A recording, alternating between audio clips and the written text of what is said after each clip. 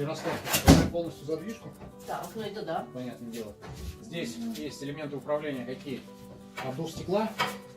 Вы сейчас закрыто, так открыто? Открыто. То есть обдув стекла. А мне надо все время, чтобы было Ну, в открыто? принципе, при длительном горении можно закрыть, чтобы оно дольше Ну, было. понятно. Питание также закрыто, открыто, Это понятно. полностью открыто при растопке.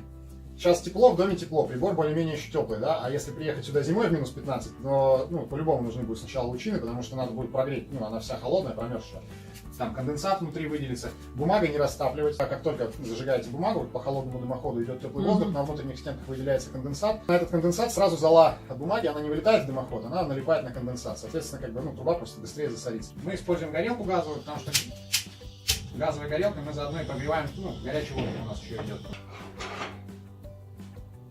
Это мы убавили, Ну, да? вот я полностью перекрыл подачу. И сразу она Ну, начинает. она начинает потихоньку.